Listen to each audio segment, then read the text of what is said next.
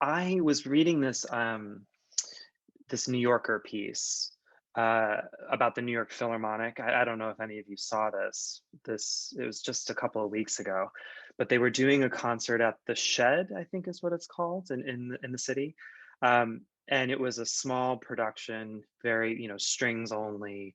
Uh, and they quoted, is it Nico Muhly, the composer? I probably butchered the name. I apologize if he sees this.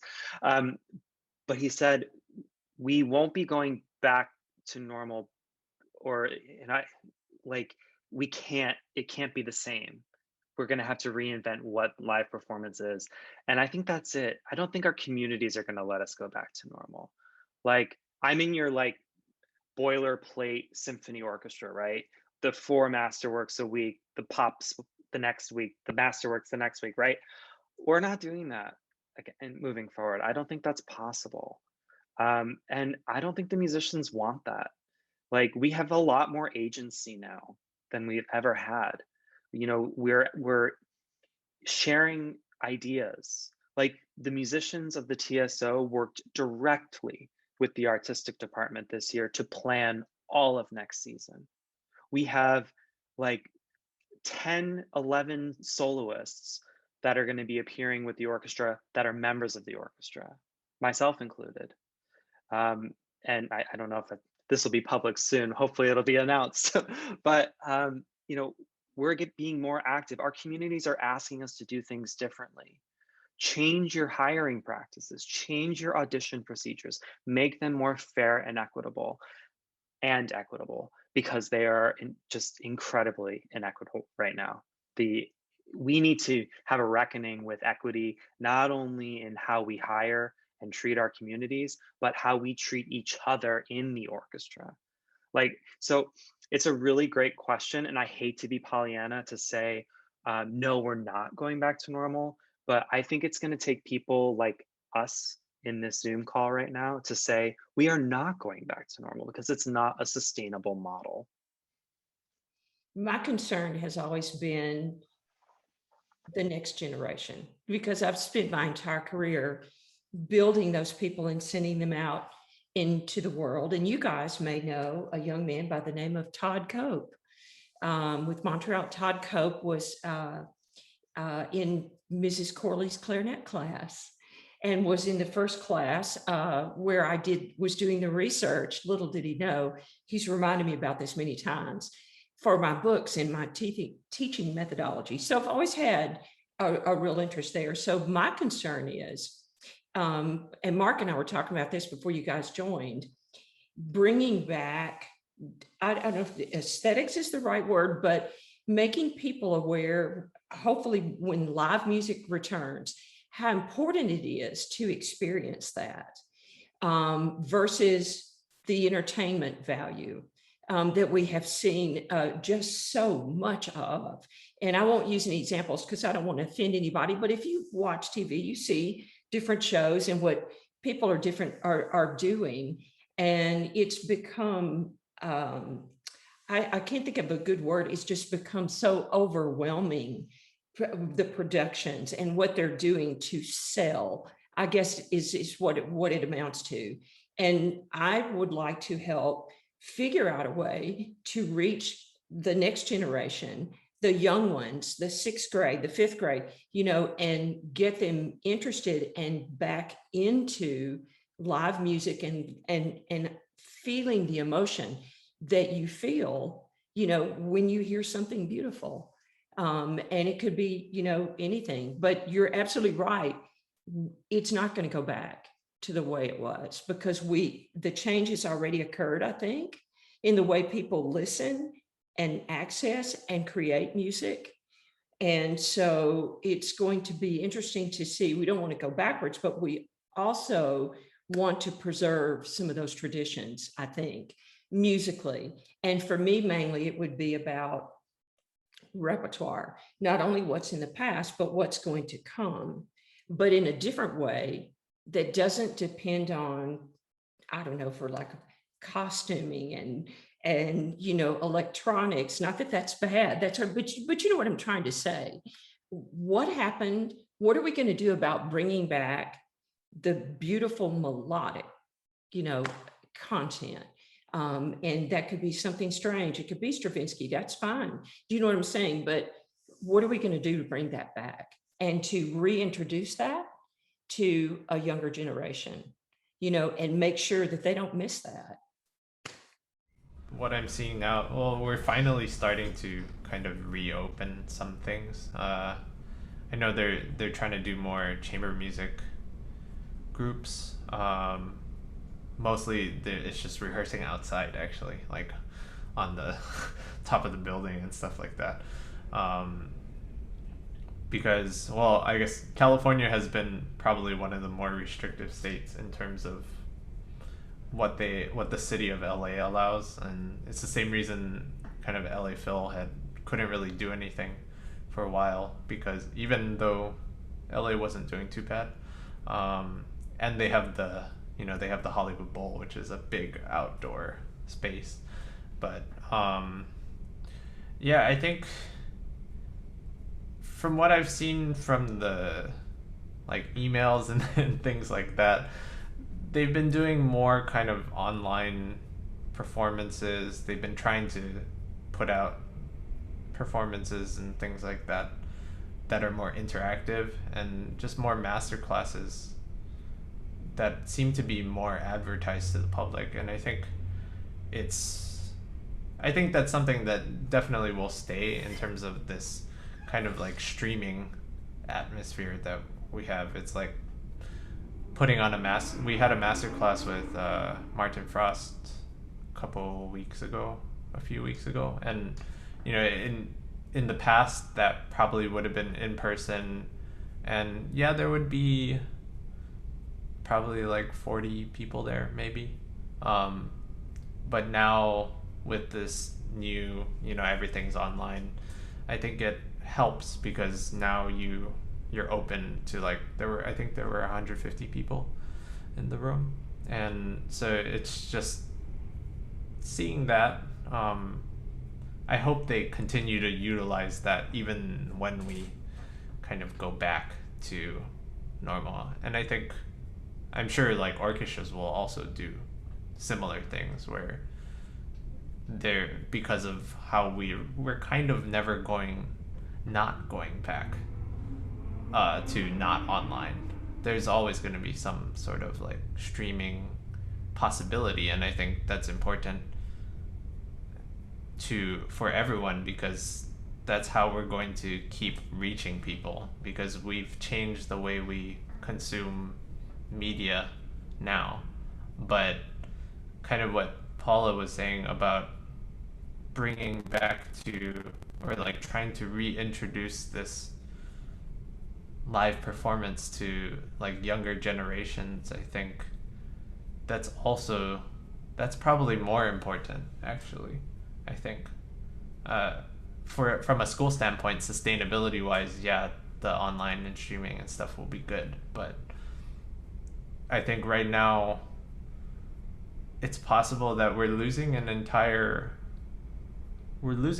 might lose an entire generation of kids because of this pandemic. I think in the Clarinet Maestro Festival that I was doing earlier, the first one we did like last summer, Francois was saying something about how people are buying lots of guitars and things like that, but they're not buying band instruments. And that's because they're not really playing at all, or they're not expected to play. And if you're at home all the time, you know, I think a lot of kids who start in band, they go to band because one, they're in a group of people, and two, they go to school and it's like they see their friends and they're like, oh, they like playing their instrument, and then that's how it kind of starts. And then then you need outside influences and other things that help cultivate that interest. But right now I think because everyone's stuck, I think we're losing those kids, and I think what happens when we start to finally reopen is going to be the most critical in terms of keeping our art form or our profession, or like, you know, in order for us to have jobs, there has to be people that like music and want to be better at music, or people that want to listen to music more. And so I think that's, yeah, I think that's something that's probably one of the most important things. My experience being part of Imani Wins, and also just being like a New York, you know, Gig McJackson freelancer who does a lot of different things. I guess I've had a different experience than maybe Miles has had in the sense that, like with Imani, for example, we make our livings somewhat at the mercy of, you know, dozens upon dozens of different presenters. So where like an orchestral musician might say, like, how can we as an orchestra adapt our mindset to programming, for example, or to diversity and inclusion.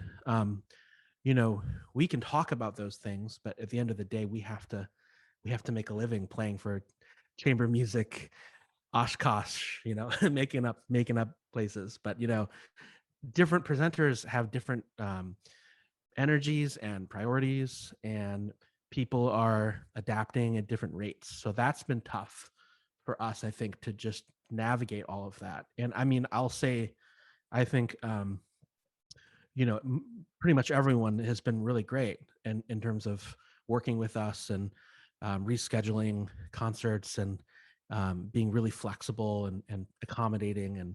And our next season, for instance, like, it's almost going to feel like 2 seasons because we have all of these makeup concerts that we missed the past year, and then a whole new season also. So we're going to be scrambling. So it's kind of more about as a group being insular and thinking like, how can we adapt to these times as a group, outside of just our gigs, our concerts, but how can we evolve? So we've talked a lot. I mean, the good thing is that Imani Wins has always been like really, really progressive in terms of programming, both like on a musical level and also about like wanting to play music and commission music that is kind of reflective of our time. So our album that came out in February is kind of all about that, and we're now looking at new projects that we think can kind of affect us on a musical level, but also like what Miles was saying about being citizens of the world, right? And looking past our instruments and past, you know, musically what we want to say, and trying to find music that can tick all the boxes. So that's been cool. And we've also moved, actually, just not because of COVID, but we moved to a nonprofit model. We were a LLC for 23 years. And so now we have like a whole board of people who are like also giving their input and like working with them and like asking them like for advice and to be critical of us and hold us accountable. And so we're trying to adapt in that way. And then for me, like, I also teach at Rutgers and at Queens College, and have been giving a lot of different clinics and Zoom stuff. I have been really trying to impress upon my students that, like, you know, the model of getting out of school and becoming an orchestral player and getting a job is like an incredible one. But I think now more than ever, it was already important for us to look, you know, past that, because it's so hard to get those jobs. And, you know, Miles can attest to that, how hard he worked and how talented he is. And like, you know, the luck that you need and like the absolute dedication. And you know, there's other people who are incredibly talented and just it doesn't work out. So I've been trying to like hit my students to what else, the other things that you can learn, you know, outside of that model, which is kind of, you know, almost a cliche at this point in terms, like every school is trying to figure out a way to teach kids about this. But like, for instance, like I'm really almost requiring my students to learn how to record themselves and learn how to do some simple audio and video editing and stuff, and put their stuff out there, because I think there's this huge feeling as classical musicians, of like, I'm not ready yet, you know, like I'm not ready, I'm not good enough, I can't put my stuff out there because like I'm not at that level, that highest echelon. And what I tell them is that like I work in a lot of other genres of music, and classical music is like the only genre that's like that to that degree. In other words, like if you go to Berklee College of Music, like every 18-year-old kid has like 3 EPs out and like singles and albums, and they just put their music out there, but then we kind of feel like we're not ready. So I've been trying to get all of them, even if they don't feel ready, to like put their stuff out there. And so that's kind of how I've been adapting as a teacher, because my first couple years, and I don't do a lot of teaching, it's adjunct, but my first 2 years, it was all like Behrman, long tones, Behrman, rose etudes. And I've tried to like step outside of that a bit, because I've been stepping outside myself. I mean, I could barely open up Logic, a year and a half ago. And now I've been like really deep down that rabbit hole because I started doing it out of necessity, and now I'm like into it, and it's become like a thing. So I'm trying to practice what I preach, and preach what I practice. So that's kind of one of my main things these days.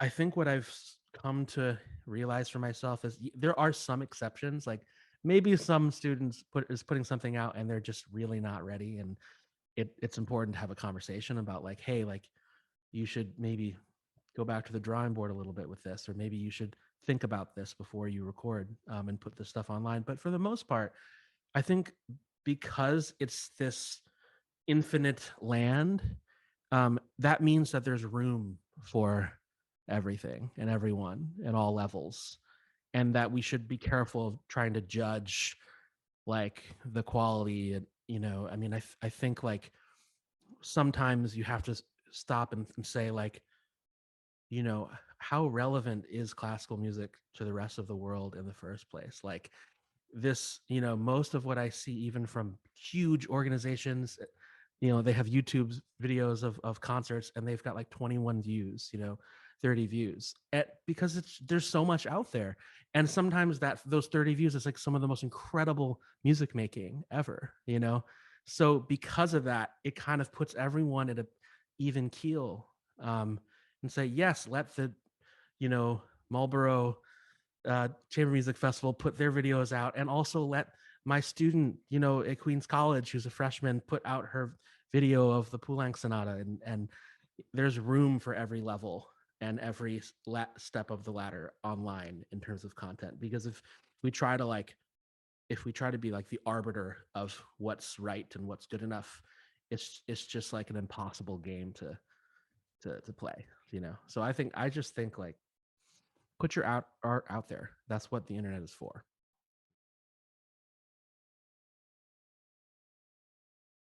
My first lesson with Anthony when I moved to New York, I sat down, and this, I don't know if you can say one is precocious at the age of 22, but I very boldly said in my first lesson, do I have what it takes?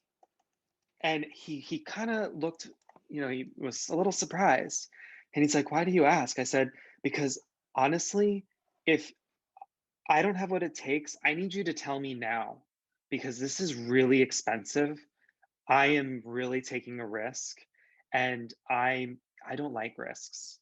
And says the 22-year-old studying, a master of music in the most expensive city in the world, one of the most expensive cities in the world. So he was just like, that's an interesting question. And, I love this man so much.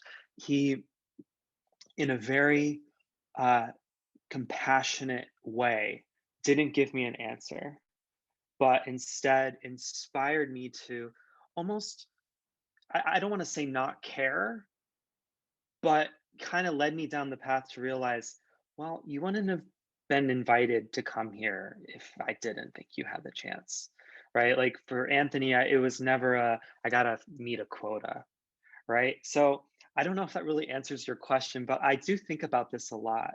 And I think about, are we setting young people up to succeed, or are we bringing them into a system that is inherently unfair and set up to fail with, as Mark just said, a very low success rate to get to a certain type of job. And all the hard work and all of the talent in the world sometimes doesn't matter.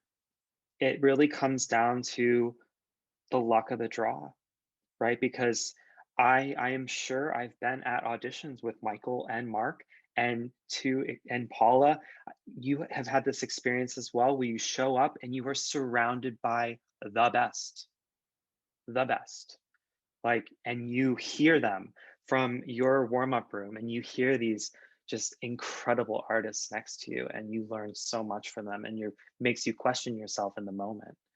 And so I think about, are we setting young people up? I think I'm old enough now to say young people. Are we setting people up for success?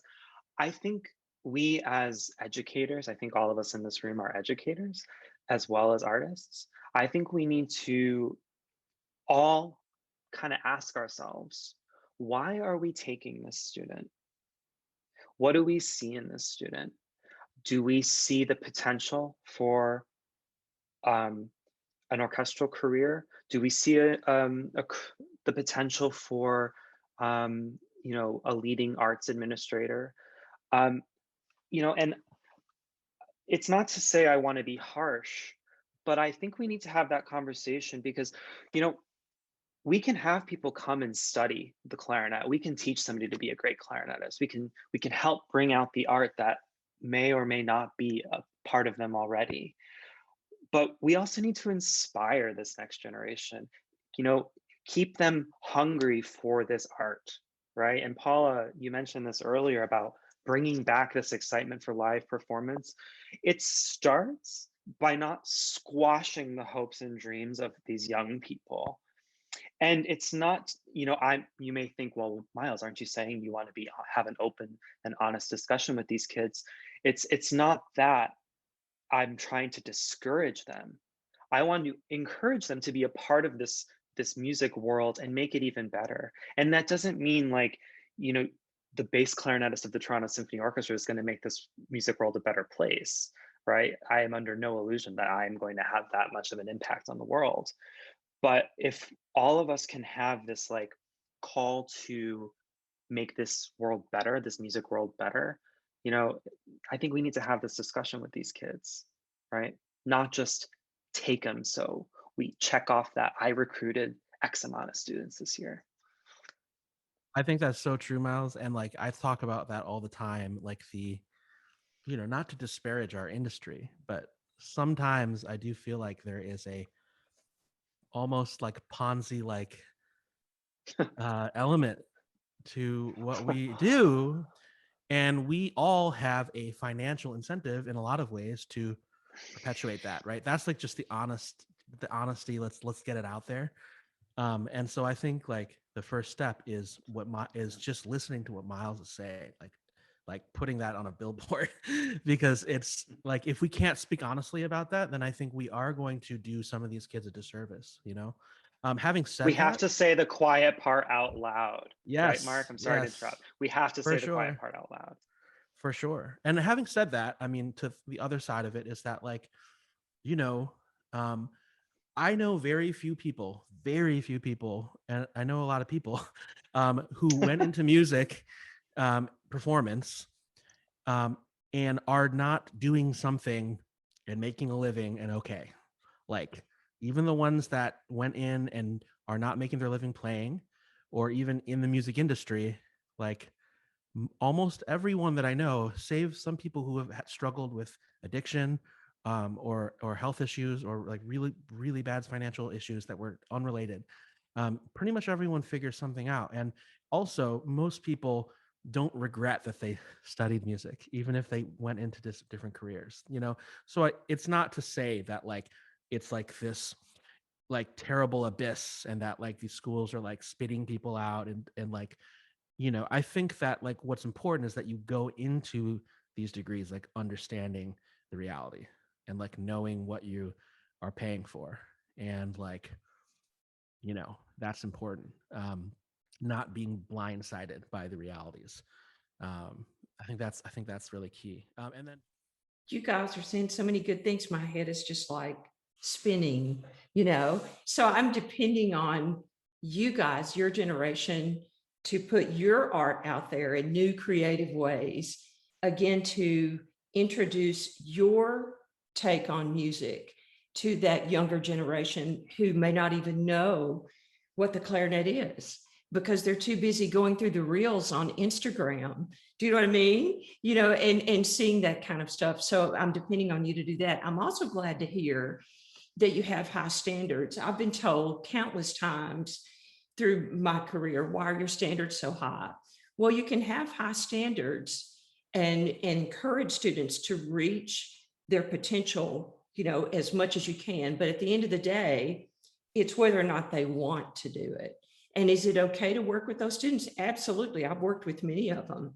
But it's also, I think, our job to be honest. About 3 weeks ago, I was a guest in a doctoral seminar at a university, and I've gotten several emails from students who are doing their doctorates. And they said, you know, you gave us some things to think about, and, you know, I'm going to start an MBA and get my master's because, you know, I'm going to try to use my music and see where business takes me as well. And being honest with them about exactly what you guys said, you have to be realistic in the world that we live in, and always look for ideas that and things that you can do that are related to music that will also help you still pursue your love. But you have to be honest. I don't mind saying, you know, I had a student just recently that we had to be really honest with and say, this is not working for you, because you cannot let this person go out into the world thinking they're going to get a job when they're not, because it's just not for them. That door is closing. So I'm really glad to hear that your standards are high, but I'm also depending on you guys to change the musical palette. At Colburn, we are doing some really, really great things with reaching the more underprivileged community, and we have a beginning band program that starts, basically we're starting kids in like 4th or 5th grade that they've never played an instrument before, and they're coming from some of the schools around the downtown LA area. As professional musicians and the ones that are in the organizations that reach out to these kids, it's, while it is our jobs to do that, and I think expand and keep trying to expand what we do, what if those kids are not primed or, like, you know, receptive or introduced to the right background enough for it to, like, really all cooperate together. I think it's like, it has to be, while we can do our own community engagement, there's some deeper lying issues in the way that our culture runs and the way our education runs that also are things that I think need to be discussed. But maybe there's something to take from that, like in terms of outreach, because, you know, it's interesting, you said that you're always getting this experience out of it, but you feel like you're not making an impact. But the thing is that, like, when I was a kid, I saw the Chicago Symphony play in Ann Arbor, and that was like it. Like, that sold me, like, right then, you know. So it was, so if we can, if orchestras and chamber ensembles and organizations can find a way to reach into the community more and be available, like what you said, and bring the bus in the kids, bus in the kids. Every orchestra does that to an extent, but to be even, sometimes it's not about like finding what else we can do. Sometimes it's just about quantity. Sometimes it's just about sheer numbers. Like, how many more schools can we bring for free to come see us this year, you know, like as simple as that. Like how many buses do we need to pay for to bring these kids in on field trips to come see an open rehearsal? You know, like that, just that alone, you might not know that you are making that impact because, like you said, you're in the chair, you're playing. Who knows? You don't necessarily even get to talk to the kids after, which is a whole Yeah. other issue too that I've noticed. A lot of outreach I do, I don't get to actually talk to the kids. Like they just leave and then that's it, you know? So but that impact is invaluable, I think, for orchestras and us too. Because our outreach works in that the presenters that we play for organize it on their end, and that's cool. But sometimes we all notice in the group, like, okay, we're playing an outreach for like 3 private schools right now, and we're in Chicago. Like that's insane. You know what I mean? I'm not going to name names, and that was a made up city in terms of what I'm talking about. But like, Yeah, that's an issue. Like we want to have more of a say in terms of the type of outreach that we do. So that's something that we talk about and are trying to figure out. It's hard because like I said, we're kind of at the mercy of different organizations. So yeah. You know that movie Sister Act? yeah, You know, whoopee. and Whoopi, right? Best movie, one of the best movies ever, Yeah, like Sister Act. But you know how you know, nobody wants to go into the church. It's all stuffy and boring, and the priest just drones on, and the community is just not having it. And you know, Whoopi comes in, this fake nun, and just kind of ignites this like community drive to revitalize the church and just put butts in the seats. I think is actually one of the quotes from the movie. Classical music needs that moment. Like, and I don't know who it is. I hope it's all of us. Like, what can we do to put butts in the seats? Like, not just to be audience members, but to be like a part of this, to be stakeholders in this great art, right? the way that we go about these things is so malleable and specific. Uh, you know, it's specific to the genre of music that you're talking about. Even with the subgenres within, you know, between orchestral music, chamber music, music at the university level, you know, music at a conservatory versus music at a university. There's so many different things to unpack, and there isn't one way to get there. But I think it comes back to what Miles was saying, and like we need to talk about it more openly. We need to talk about like the elephants in the room, right? A lot of this comes down to issues of race and class and socioeconomic status, and those are things that are not easily solvable or solvable at all at the musical level. It's something that involves the private sector, and it involves our local and state and federal governments.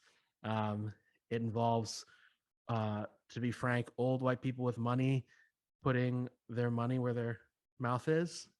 It comes down to money, like what Michael is saying. So everything everyone said, I agree 100% with. And I just think like these conversations are like it's like the first step.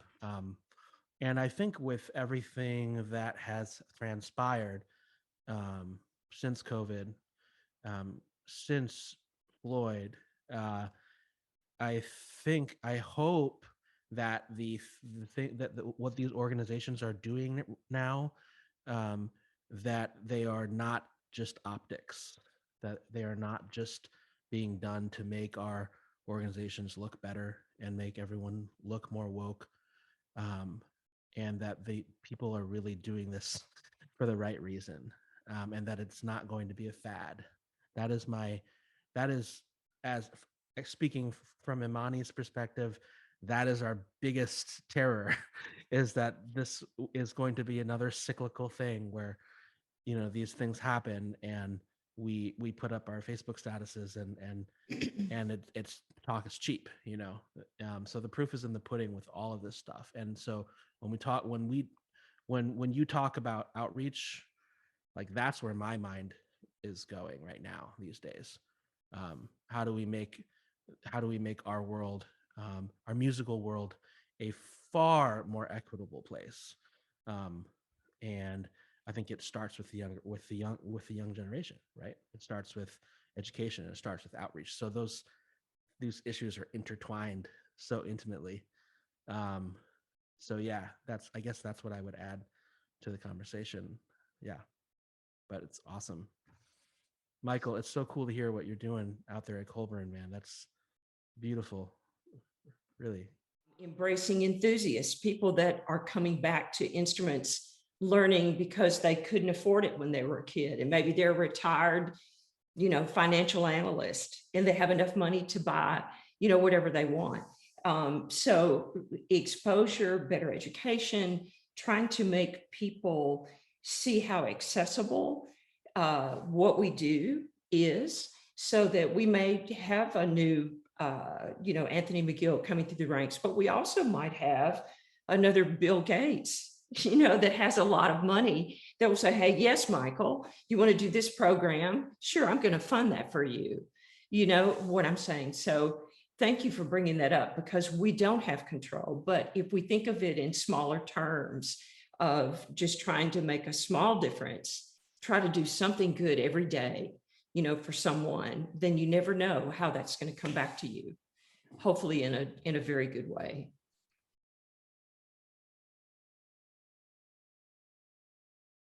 The biggest takeaway, I think, is that just kind of realizing that how much more I am than a musician. And like, that's been, I think, like really kind of eye-opening. Because I mean, obviously for all of us, it's like the biggest part of our identities, right?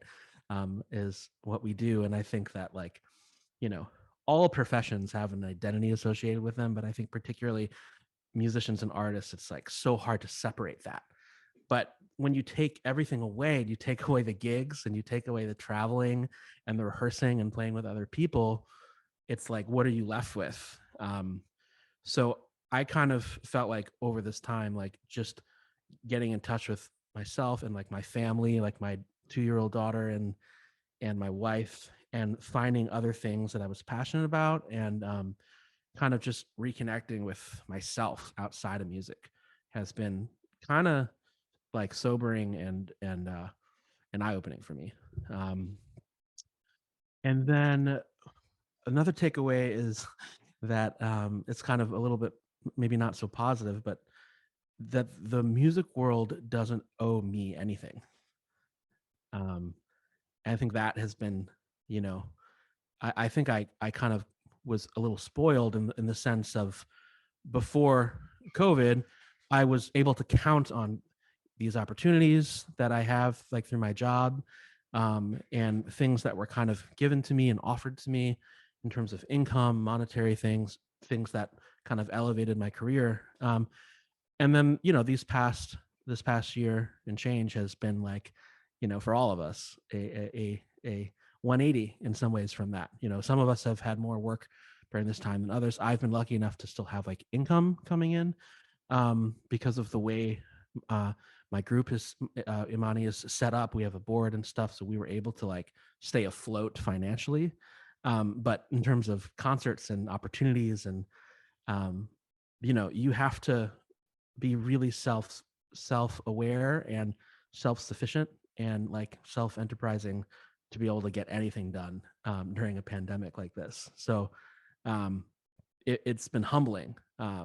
And I've always been the kind of person that like it's tough to be on social media sometimes, because you see people all around you doing so many amazing things, and I tend to be the kind of person to kind of beat myself up about not doing enough and not, you know, not climbing the ladder. And so this has been a way for me to just focus on my art and creating, and like, you know, I've started doing things like writing music more, I mean, and getting into other musical avenues. that I probably wouldn't have done so aggressively before the pandemic. And the reason for doing that was, no one owes you anything. You have to take it. You have to create it. You have to make it.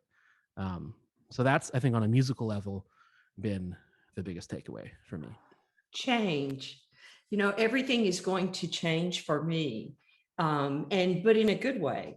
And since we're being honest about it, I've loved teaching and have embraced teaching my entire life and will continue to do that. But one of the things I found during the pandemic that was not so fun was it was much more difficult to lift students up because they were struggling, and in so many places. And when you've been teaching as long as I have, it became obvious to me that it was wearing on me as well, because it's hard. Sometimes the teacher needs to be lifted as well. So with all that to say, my life is changing. I'm leaving my university position, and I'm going to be doing a couple of things, one of which I can't say publicly yet, but by the time this airs, it probably will be public. I will be joining a company in the music industry and use my background in education to try and make a difference for a lot of people, with some ideas for educational outreach and how we can sort of restart music in the schools, at least in a regional area in the United States. We're going to start with that first. The other thing that I do is I am a woodwinds editor for a music publisher. So right now, on my stand, I've got a series that I'm working on for developing players, solo pieces that are accessible. And I'm really excited about that because currently I'm working on a tango, which is beautifully cheesy and fun. And so the part about uplifting myself, the change for me is doing that. And again, I'm not leaving what I love and what I've done all my life, but I am making a pretty big shift. So I would characterize, for me, the pandemic is about change, and in a positive way. I was planning some things that I wanted to talk about for our, in this chat tonight. And then hearing Paula, Michael, and Mark, it just kind of, all these other thoughts are like flying at me right now. And, what are my takeaways? Goodness. Oh, well, I think I'll start before the pandemic. I had just gotten tenure a year before in my job. And, I've always had this like call to serve, I suppose, like not, be more than just a clarinetist. That was always the ethos that my teachers tried to instill in me as I was coming up, right? And, always be an amazing clarinetist that you can be, a great artist, a great musician, but more importantly, be a good human and be a good contributing citizen to wherever you are, right? So this has always been ingrained in me from, Eddie Palanker, my teacher in undergrad, Anthony McGill, my teacher in my master's, and then down at New World Symphony from MTT and the entire faculty and administration down there. This is the ethos that has always been surrounding me and became mine. So after I got tenure, some of my colleagues in the TSO said, we really want you to be on the orchestra committee, mostly because nobody wants to do that work, but because you're young, you're just joining the orchestra, you have a fresh viewpoint on the world and our orchestra, and do your part. I don't have kids, so they're like, you have to do it. So I volunteered. I was elected to the orchestra committee, and this was at the beginning of the 1920 season, also the beginning of a negotiation year. So all of these things, I'm on all these committees. I'm chairing the artistic committee. I'm on the negotiating committee. All this work, and we were doing some great work, some really great advocacy you know, for the orchestra, not just like in terms of contract uh, talks, but also like artistically. The TSO came up with this brand new strategic plan on how we can interact with our communities better and how we serve the music world, not just ourselves. You know, playing Mahler 6 and, you know, Dvorak 8 and, you know, all these pieces is fantastic, but, you know, you're not just doing it for yourself. You got to figure out what the heck you're doing for your community, right? So we were really getting a jump on it. We had this huge gift of $10 million for the TSO from one of our long-standing donors from the family. And it was supposed to reignite this, you know, TSO enthusiasm in Toronto. We were so proud.